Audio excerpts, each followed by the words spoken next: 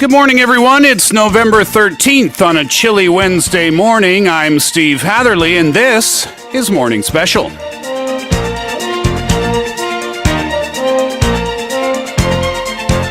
Of course, every culture has a staple food. For some, it is corn. For others, it is bread.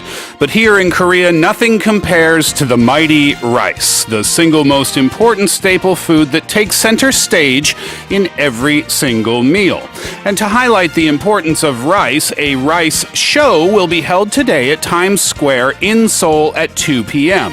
The show will feature the versatility of rice, and it will be especially catered to the young generation by showcasing rice pizza, rice desserts, those sound good, and so on and so forth. It will also commemorate the surpassing of the $100 million mark in rice exports.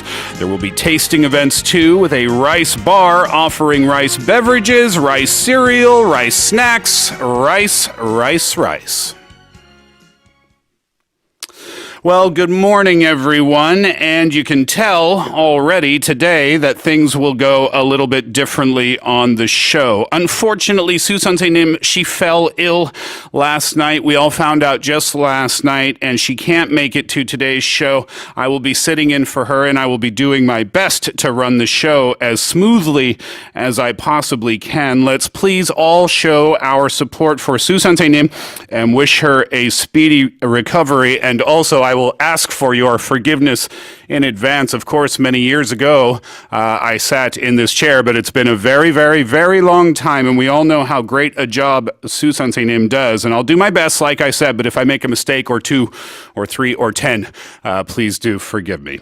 All right, so let's get going with the show, and let's start with today's quiz.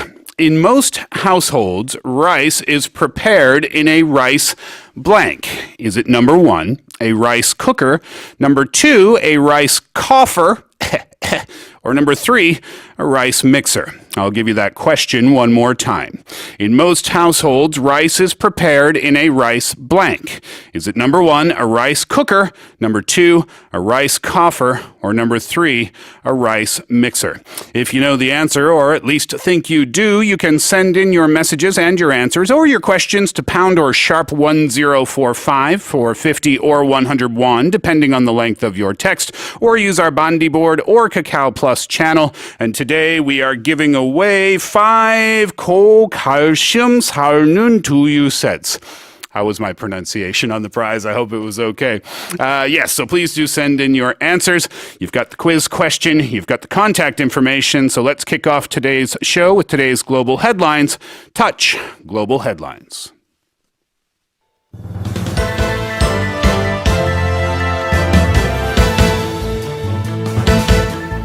A senior commander of Gaza Strip militant group Islamic Jihad has been killed in an Israeli airstrike.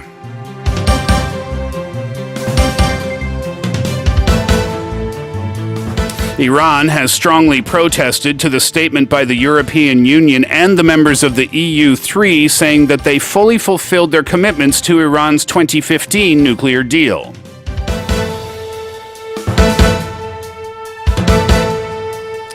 The east coast of the United States has been hit by an Arctic blast, plummeting temperatures to sub-zero levels and causing widespread damage.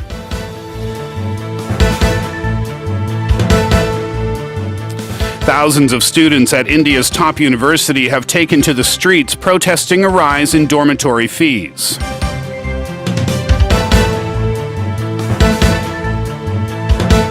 Former Bolivian President Evo Morales has left the country for exile to Mexico following his resignation on November 10th.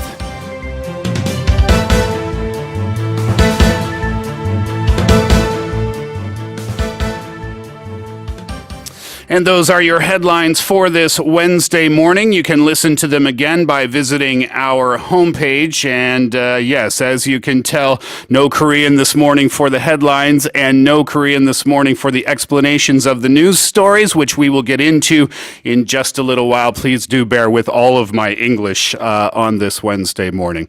Let's check our message board, shall we? Pak Suk Nim says, good morning. I hope she gets better soon. Yeah, like I said, we found out just last night night that Sue was not doing well in terms of her health. So, of course, we all do wish her a speedy recovery. Hong Yun-mi Sam, Yun-mi Shi says, Sujin Sam, please get well soon. Steve Sam fighting. Thank you. I'm going to need that this morning, I think. Pang Yang Suk Nim says, speedy recovery. Sujin Sam, take it easy and get better soon. And E In Honim says, please get well soon, Sujin Sam. Yes, of course. And please do keep those messages coming in because I'm sure that Sue, after she recovers a little bit, will be checking in now to see if we've been saying good morning to her. And of course, we all do, right? Many, many more messages coming in now. Thank you, everyone, for sending in those messages as always. All right, so let's go over the headlines for this morning. Headline number 1 today, a senior commander of Gaza Strip militant group Islamic Jihad has been killed in an Israeli airstrike. Okay, so there are two main events to take a look at here. Number 1, the first event is a senior commander of Gaza Strip militant group Islamic Jihad has been killed in an Israeli airstrike. The Israeli Defense Forces, or we call them IDF, and also the Prime Minister's office, they said that in a statement yesterday on Tuesday. That's the first event. Secondly, in Damascus, Syria says another Israeli airstrike killed at least 2 people, including the son of Islamic Jihad leader Akram al-Ajuri. So obviously, this is going to create big tension along the Israel-Gaza border. Baha Abu al-Attah was killed in the overnight strike in a house in Gaza City, and his wife, Asma Abu al-Attah, was also killed, while 7 others, including children, were injured, this according to the Palestinian Ministry of Health. So, who was Abu al-Attah? Well, Abu al-Attah was responsible for rocket fire from Gaza in recent months, the Prime Minister's office said shortly after the strike, also as well as planning numerous other attacks against Israel. A statement from the Israeli Defense Forces, again we call them the IDF, I'll read you the quote. Abu al-Attah was promoting preparations to commit immediate terror attacks in various ways towards Israeli civilian and IDF troops during the recent few days. Al-Attah trained terror squads for infiltration and sniper attacks, drone launching, and rocket fire to different distances. So, what about the response from Islamic Jihad? They vowed to avenge the killing, saying in a statement, the response to this crime will have no limits. The occupation will be the one responsible for this aggression. Islamic Jihad leader Khaled al-Bash said at a press conference Tuesday that Israeli Prime Minister Benjamin Netanyahu will pay a high price. What about the response from Hamas? Well, Hamas is the militant group that runs Gaza, and they also said al-Attah's death, would not pass without a response. Now, moving over to the second event that I mentioned in Syria. In Damascus, the son of another Islamic Jihad leader, Akram al-Ajuri, was killed in overnight strikes, according to Syria's state-run Sana news agency. Another person was killed and 10 others injured, including Ajuri's daughter. Again, this according to Sana. Sana themselves blamed Israel for the attack, saying 3 missiles were launched at Damascus by aircraft. The IDF, when asked, offered no comment when contacted by CNN. All right, let's move on to headline number 2 this morning. Iran has strongly protested to the statement by the European Union and the members of the EU3, saying that they fully fulfilled their commitments to Iran's 2015 nuclear deal. So this is the complaint from Iran. Europeans have failed to fulfill their own commitments to Iran's 2015 nuclear deal. Foreign Minister Mohammad Javad Zarif tweeted on Tuesday in response to a warning by the EU that urged Tehran to stick to the pact or face consequences. So what has Europe been doing? Well, European countries have been trying to persuade Tehran to stick to the deal under which it agreed to curb its nuclear program in return for the lifting of sanctions. This despite a decision last year by U.S. President Donald Trump to abandon it. But Iran has long blamed the Europeans for failing to provide the economic benefits it was meant to receive under the deal. That deal is known as JCPOA.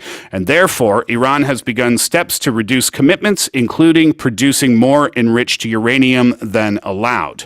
So last week, that's when Iran resumed enrichment at its underground Fordo nuclear facility that was banned under the deal. And if you remember last week on the show, we were talking about that particular nuclear facility.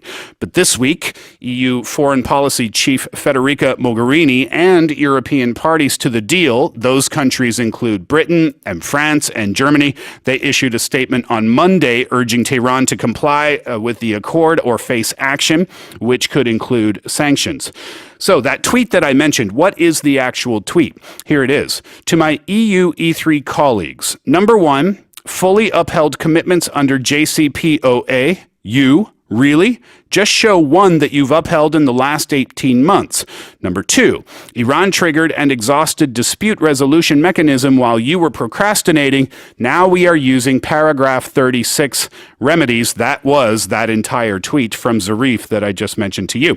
Paragraph 36, if you're curious to know, Iran says paragraph 36 of the deal allows it to reduce its commitments because other signatories are not complying.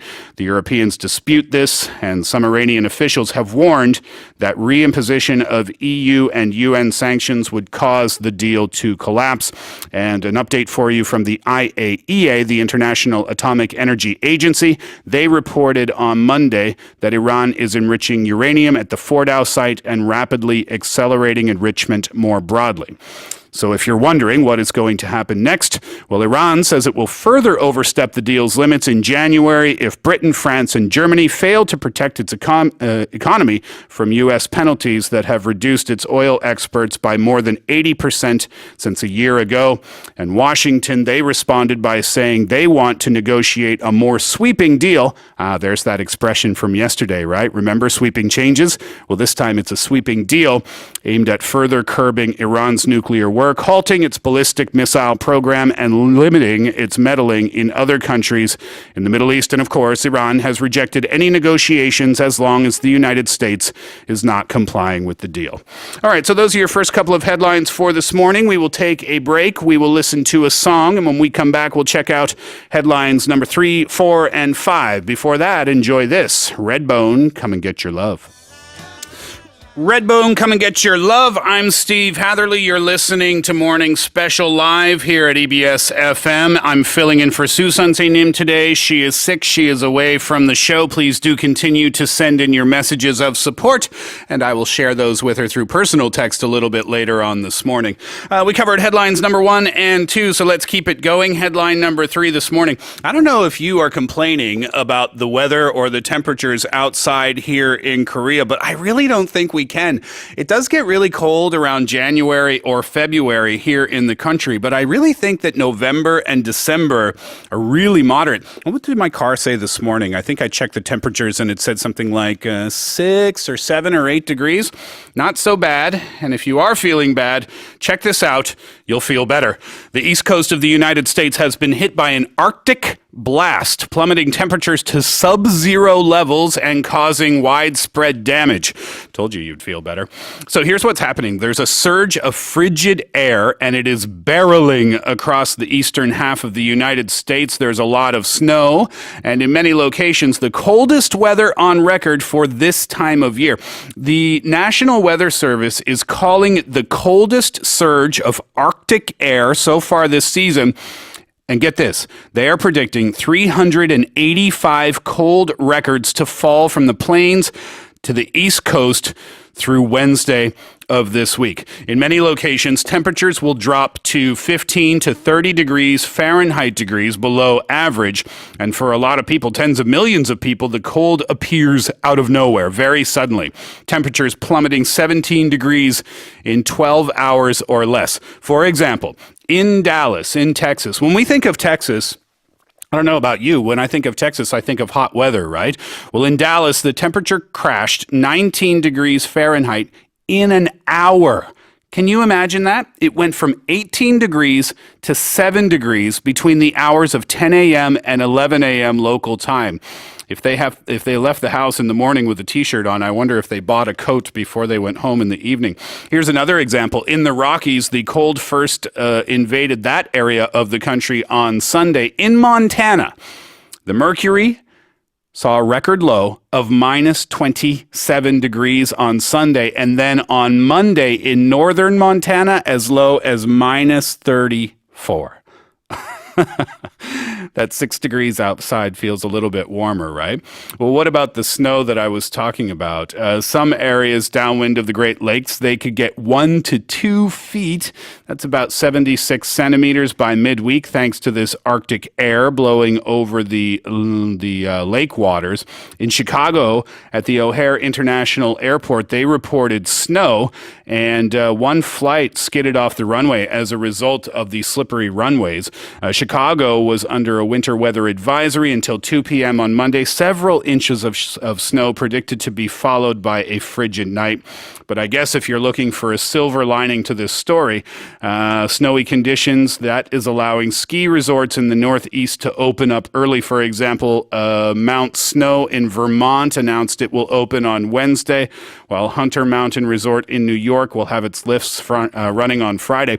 I heard that some of the resorts in Korea were opened up, but not for full-on skiing. I think they were testing out their snow-making machines, and they were allowing some kids to play in that fake snow. Anyway, like I said, if you're looking for a silver lining, it might be hard to find in that story.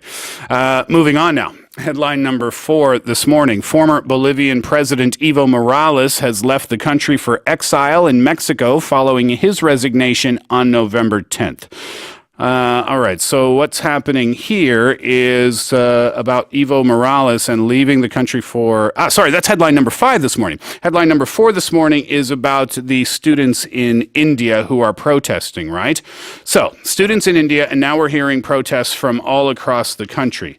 And students here are very upset about a hike in terms of their prices. So one of the members of the student union who was speaking on behalf of all of the students, his name was Sambid Verma, who was injured by the way, as a result of water cannons used by police, said there was recently a very massive hike in dormitory fees, and we want a notice signed by the vice chancellor rejecting the new hostile draft manual.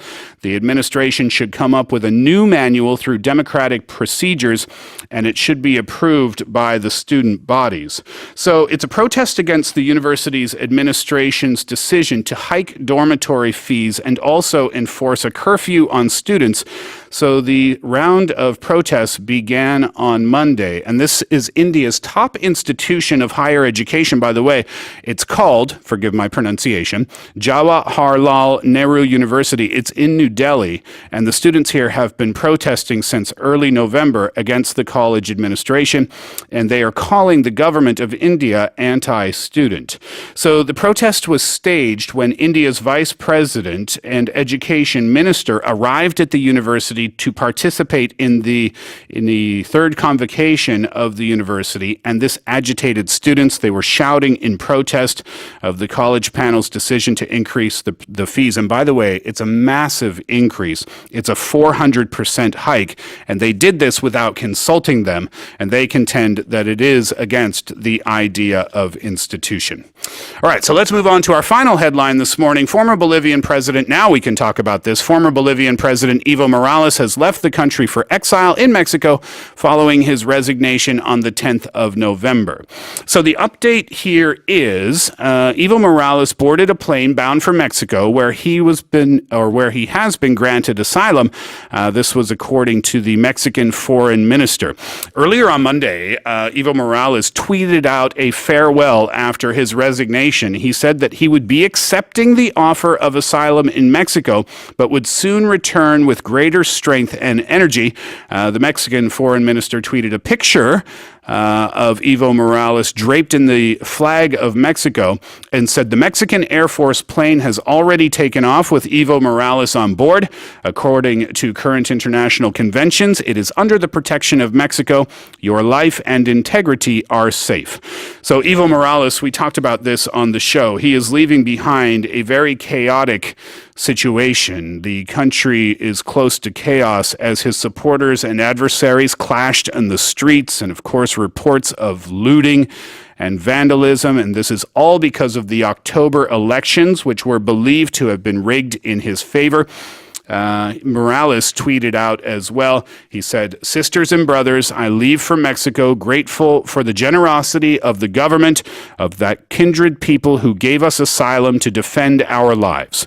It hurts to leave the country for political reasons, but I will remain vigilant. Soon I will return with greater strength and energy." We learned as well on the show before when we talked about it that the reactions from around the world were very mixed. President Donald Trump welcomed it as a significant moment for democracy in the Western Hemisphere. He said in a written statement, after 14 years and his recent attempt to override the Bolivian constitution and the will of the people, Morales' departure preserves democracy and paves the way for the Bolivian people to have their voices heard. All right, well, those were your headlines for this morning. You can check them out again by visiting our homepage. And now, before we go on to our next break, I'll remind you of the quiz. Here's the question this morning. In most households, rice is prepared in a rice blank. Is it number 1, cooker, number 2, coffer, or number 3, mixer? The question once again, in most households, rice is prepared in a rice blank. Number 1, cooker, number 2, coffer, number 3, mixer. Send in your answers, your messages, or your questions, pound or sharp 1045 for 50 or 101, depending on the length of your text. You can also use our Bondi board or Kakao Plus channel. And today we are giving away 5 calcium salunion to you sets. Very good. We'll take a break, and when we come back, we'll have some more interesting stories and news focus. Before that, here's Desiree. You gotta be. We are back. You're listening to Morning Special live on EBS FM on this 13th day of November. We are almost halfway through the month, and then it's December, and then it's Christmas, and then it's New Year's. So it's a packed schedule coming up, huh? Let's check out some messages from our listeners. This one from Ju Jong-hee Nim. I enjoy listening to Steve Sam every day in another show. That is, we won't mention that one right now, but thank you. But listening to him in the morning, too, he feels like family. Sujin Sam, get better soon. 52713 and 0314 Nim says, wow, after watching Steve Sam with his face at a selfie pose of 45 degrees, today I realize how handsome Steve Sam is, seeing him face to face. Wait, let me look. Where's the camera? Is this it? 45 degrees? Wait a minute. That makes me ask the question, how does my face normally look on another camera? And from now on, can we keep this camera that's on me right now? Thank you very much for the compliment this morning. Another one, 3195 Nim. I work all day long looking after patients. Please give me some encouragement so I can face today with a smile on my face. That implies to me, 3195 Nim, that maybe you're a doctor or a nurse, perhaps. What a noble position. Yes, of course, you deserve all the encouragement that anyone can give you. And I will say this as well, probably that's true for patients and doctors. Of course, we know how important the positions are in society, but I don't think there's enough thank yous out there, particularly for nurses maybe, right? Anyway, I'll say thank you, and thank you for your service too. Amborami Nim says, wow, it seems like we all listen to one of the American channels. Kind of refreshing and interesting. Go Steve Sam, and for Sue, hopefully get better soon. Thank you, Anborami Nim, for the message. Kim Min Ok Nim says, Steve Sam running the show alone? Wow, you're so good at it. Sujin Sam, please get well soon. Of course, we all want Sue to get better soon. I am doing the best that I can this morning. I do promise you that. And if you've just tuned in now and you're wondering what is going on, Susante Nam, we learned last night that she's not well. She's suffering a little bit with her health. So that's what we hope for her this morning. Get better soon. And I'll do my best to take care of the show in the meantime. Please do keep sending in your messages and your greetings. Don't forget, today we are giving away 5 calcium salunion to you sets. And with that, let's move on to our news-focused stories. First one this morning. A black man in the United States has been filmed being handcuffed by police officers. His crime? Eating a sandwich. Let's listen to the story.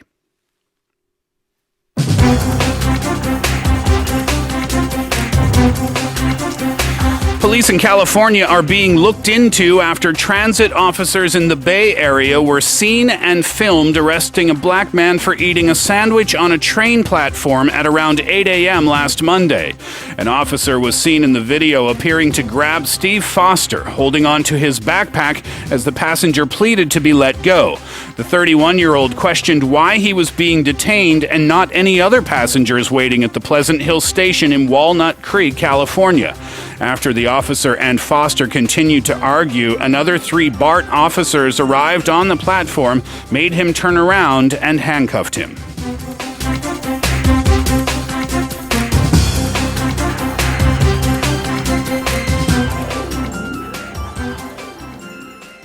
So the story here is this man was on a train platform, kind of minding his own business. And when he was on the platform, he was eating a sandwich.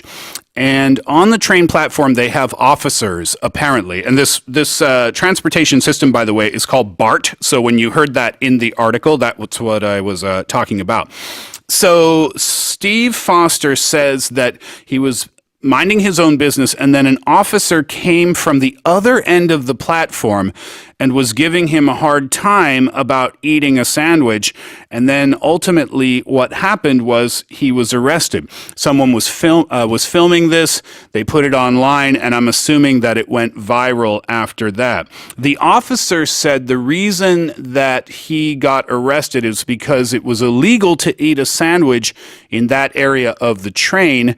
And if he complied with officers, then he would just be given a citation. A citation is kind of a fine, and then be let go. And if he didn't follow the rules, that he would be going to jail. Very strict, right? Well, like I said, police in California are being looked into after transit officers were seen and filmed arresting this man. So look into, we can use it in a couple of different contexts. First of all, well, actually, I think every time it means to investigate, but it could be investigating for bad reasons or into bad things, or it could be investigating into good things as well. Let me explain. So if you say to your boss, listen, I'm having a hard time with my coworkers, they're fighting all the time, and your boss can say, I'll look into it. I'll look into it. And what that means is I will investigate to try to find the details of what is happening in the situation. That's a bad example. A positive example of looking into something would maybe be about your vacation, right? So if I ask you, where are you going on your winter vacation? And you say, I'm thinking about Europe, I'm looking into Europe, that means you're on the internet, you're searching hotels and things like that. So in this context, it's obviously a bad one, right? Also in this article, the next expression, an officer was seen in the video appearing to grab Steve Foster. Grab literally in the literal sense means to reach out your hands and catch something very quickly. In the figurative sense, we use it to imply getting a snack or a coffee. Want to grab a snack, want to grab a coffee with your coworker or your friend, something like that. But in the context of this article, it is the literal reach out and grab, and that is what the officers did to Steve Foster. All right, those are your expressions. Let's hear the story one more time.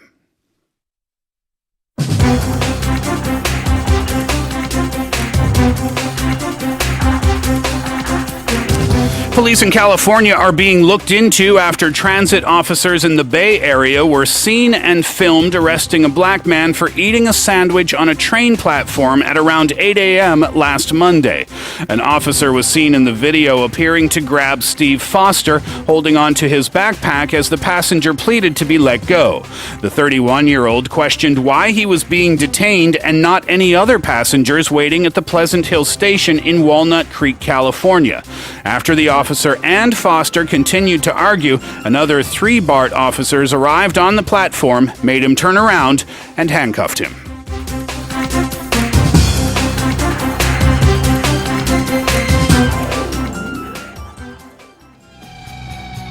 You're listening to Morning Special live on this Wednesday morning. That was Blur, Coffee, and TV. I've got my coffee. I've got my TV. What are you up to this morning? Are you on your way to work? 8:41 a.m. I'm assuming that's probably the case, right?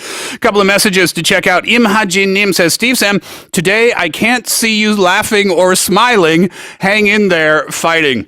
Hajinim, thank you so much. I'm just trying to make sure that I don't do anything too horribly wrong this morning. I'm doing my best, I promise. But you're right. I'll try to smile a little bit more. How about this one? This is a message from someone who's celebrating a birthday today. 답은 이번이 아름답다울 아드님이. That's a long one. Here's the message. Today is my husband's birthday, but I'm away, so I can't cook him some seaweed soup. Steve, can you please tell him to always be healthy and thank him for being with me? Can't cook on your birthday, have home-cooked food on your birthday. That's okay.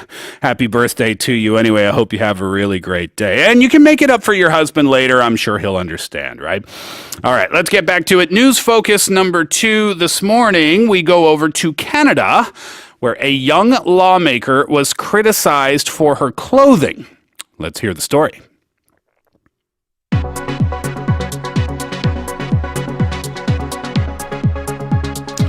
Quebec politician Catherine Dorion, who is a member of the left-wing Quebec Solidaire Party, pushed the fashion envelope when she entered the provincial legislature wearing jeans and a hoodie sweatshirt last week. After several colleagues complained, Miss Dorion decided to leave because she didn't want to cause a scene. Quebec's provincial legislature has no official dress code, but it is customary that during parliamentary proceedings, men wear a jacket and tie and women a dress suit. Public servants are also banned from wearing such clothing.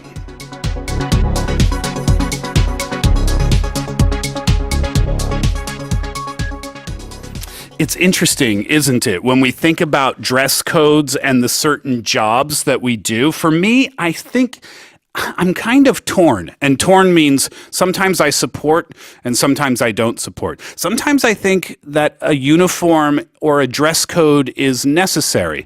For example, uniforms for places like airlines or perhaps restaurants, fast food restaurants, things like that. But that's so you can identify the employee. In places like Parliament, it feels like there should be kind of some sort of dress code, right? But anyway, let's get to the expressions.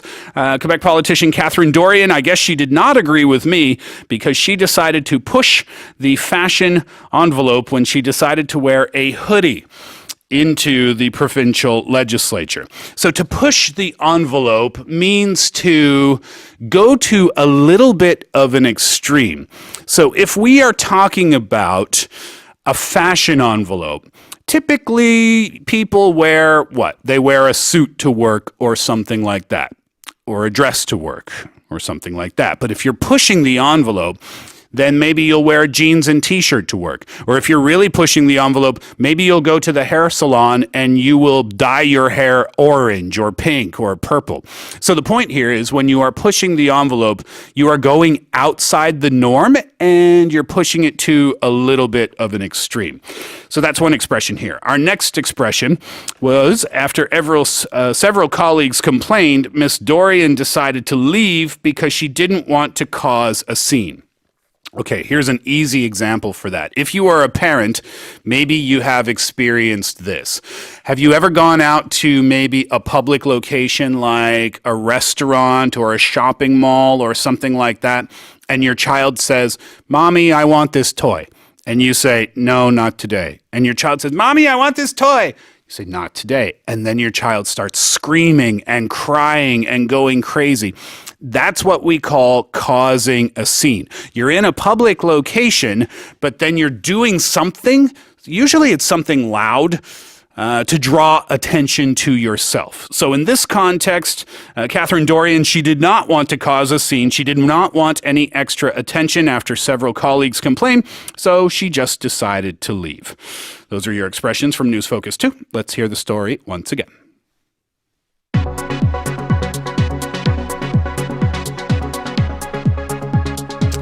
Quebec politician Catherine Dorion, who is a member of the left-wing Quebec Solidaire Party, pushed the fashion envelope when she entered the provincial legislature wearing jeans and a hoodie sweatshirt last week. After several colleagues complained, Ms. Dorion decided to leave because she didn't want to cause a scene. Quebec's provincial legislature has no official dress code, but it is customary that during parliamentary proceedings, men wear a jacket and tie and women wear a dress suit. Public servants are also banned from wearing such clothing.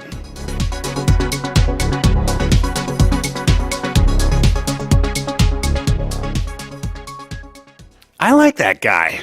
Do you ever notice this about Jason Derulo songs? I don't know if you notice this or not, but usually in a Jason Derulo song, he says his name, Jason Derulo. But I don't think he said it in that one, in Kiss the Sky. Good tune, though.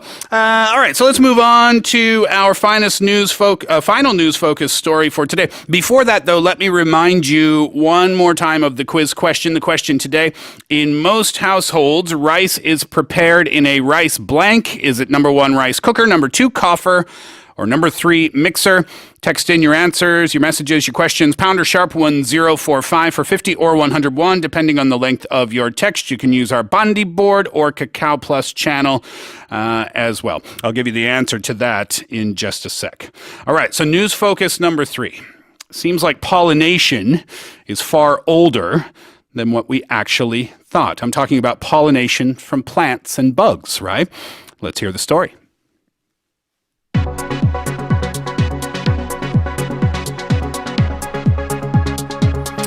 A new study co-led by researchers in the US and China has pushed back the first known physical evidence of insect flower pollination to 99 million years ago during the mid-Cretaceous period. The revelation is based upon a tumbling flower beetle with pollen on its legs discovered preserved in amber deep inside a mine in northern Myanmar. The fossil, which contains both the beetle and pollen grains, pushes back the earliest documented instance of insect pollination to a time when pterodactyls still roamed the skies, or about 50 million years earlier than previously thought. The report of the new fossil will publish November 11th in the Journal of the Proceedings of the National Academy of Sciences.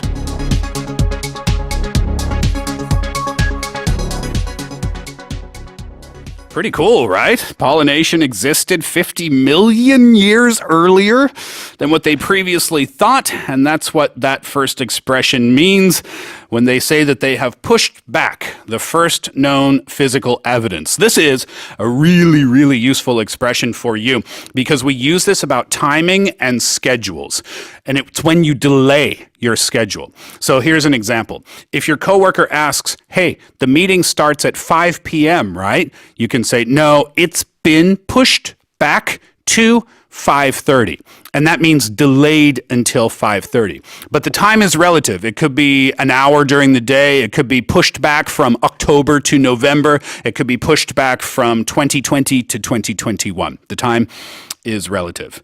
And this was a major revelation for them. A major revelation is something that is revealed. It's a fact or an instance that you didn't know about before, and it's usually some pretty surprising or shocking information. All right, so let's move on quickly. Let's get the answer to today's quiz. In most households, rice is prepared in a rice blank, and the answer is number 1, cooker. And we have some winners for the prizes that we are giving away. Congratulations. 손명화님, 송시환님, 지주현님, 오승숙님, 강규선님. You will all be receiving the 고칼슘 살눈 2U sets. Congratulations to you. All right, that'll do it for the first hour of Morning Special on this Wednesday morning. Please do hang around for hour number 2. Our Power English team is on the way with a daily idiom that are always staples in English. And of course, Alex joins us for our travel segment. Hour number 2 begins after Free Tempo Dreaming.